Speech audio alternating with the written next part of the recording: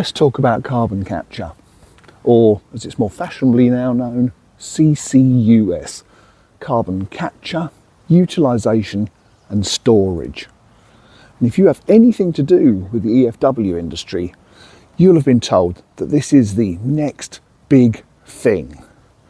This is the answer to the moral dilemma of EFW's carbon output. But is it?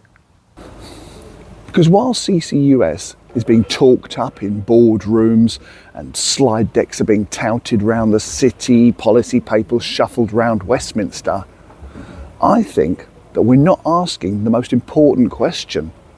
And that's, is this the best place for our time, our money, and our credibility? Here's the problem. Energy from waste is not carbon neutral. Even setting aside the biogenic content of your bin, there's still a hefty chunk of CO2 being pumped out of the stack. Cue CCUS, a shiny set of pipes that promises to grab that carbon dioxide, squash it really tightly and bury it somewhere under the North Sea. Sounds great in theory, but let's take a closer look. Here's what they don't always tell you. Firstly, most CCUS projects globally either cancelled, failed, or just quietly undelivered. There are actually more failed projects globally than there are operational ones. Secondly, capture rates.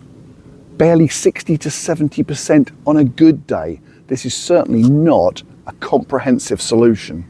Third, cost. It's eye-watering. It can double the cost of a modern EFW build. And the carbon that's actually captured, well, sometimes the act of pumping that carbon down is used to push fresh oil back to the surface. Yes, they're absolutely using those carbon pumps to bring new fossil fuels out for use. The timeline of failures is long. There have been some hugely expensive CCUS projects fail right across Europe and North America. Here are some of the most common reasons for project failure. The oft-quoted poster child, that is the Sleipner project off Norway, has experienced significant technical and geological challenges. It's also been so expensive and politically unique as to render it impossible to replicate. And it really isn't comparable to managing carbon from mainland EFWs or other power stations either, as it directly serves the offshore gas processing it actually sits with. Look, ask anyone who knows me and they'll tell you I'm never against bold ideas. But here's the twist. For every billion that we're spending on CCUS, that's a billion that we're not spending accessing solutions which might much more reliably reduce this industry's carbon emissions. Reducing waste at source, designing products for circularity, switching to a lower carbon feedstock, or even rethinking the role of EFW in a net zero future, and maybe one where the solution doesn't require a small oil refinery's worth of infrastructure being bolted on the back. And there's another issue too. If we overpromise on CCUS and it doesn't deliver, it won't just be the tech that the public lose faith in. They'll lose faith in us. They'll lose faith in the bankers who fund it. They'll lose faith in the companies that deign to deliver it. And they'll lose faith in the policies and politicians who promote it. They'll lose faith in the whole idea of a green transition.